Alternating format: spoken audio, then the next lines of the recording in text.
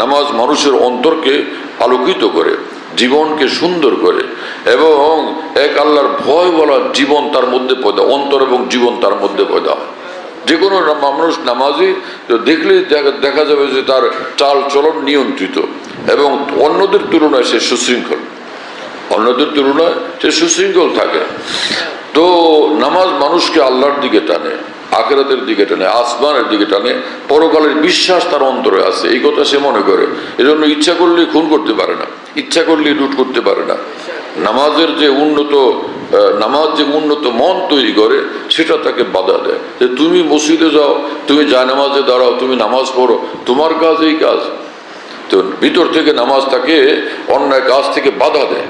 হ্যাঁ, ইন্না সালাতা তানহা আনিল ফাহশাই ওয়াল মুনকার। কোরআন শরীফে আল্লাহ পাক বলছে নিঃসন্দেহে নামাজ সে অন্যায় কাজ থেকে মানুষদেরকে বাধা দেয় এবং যে কোনো অন্যায় কাজ, খারাপ কাজ এবং বেলেল্লাপনা, অশ্লীল কাজ থেকে তাকে বিরত রাখে। ওয়ালা যিকরুল্লাহ আকবার। এবং এই নামাজ আল্লাহ পাকের শ্রেষ্ঠ জিকির, ওর সবচেয়ে বড়, আল্লাহর জিকির সবচেয়ে বড় জিনিস। তো নামাজ হলো আল্লাহ পাকের শ্রেষ্ঠ জিকির। নামাজের পুরোটা শুরু থেকে শেষ পর্যন্ত জিকিরই জিকির, আল্লাহ পাকের জিকির। একদল লোক মুসলমান কিন্তু আল্লাহ পাকের জিকির খুঁজে পায় না, জিকির থেকে বঞ্চিত এক জীবন নিয়ে কবরে যাবে, কত আফসোসের কথা।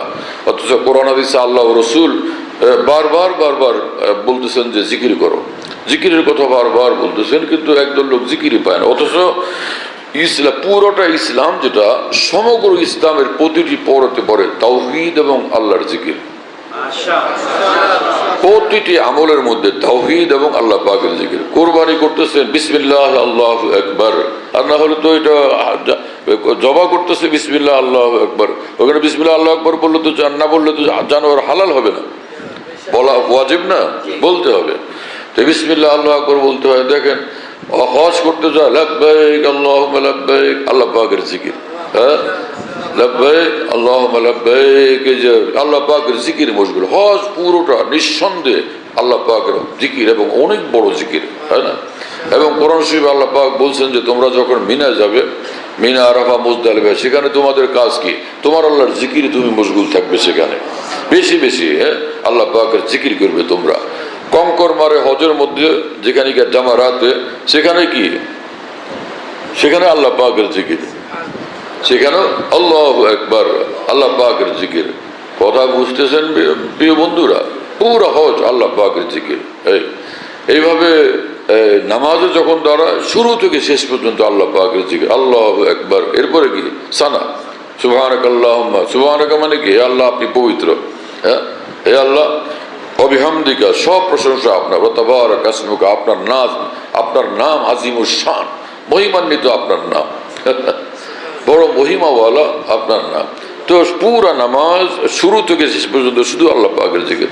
আত-তাহিয়াত পুরোটা আল্লাহ পাকের জিকির। পুরা নামাজ সুবহান রাব্বিয়াল আযীম আল্লাহ পাকের জিকির, সুবহান রাব্বিয়াল আলা আল্লাহ পাকের জিকির। নিঃসন্দেহে সমগ্র নামাজ হলো আল্লাহ পাকের জিকির এবং শ্রেষ্ঠ জিকির।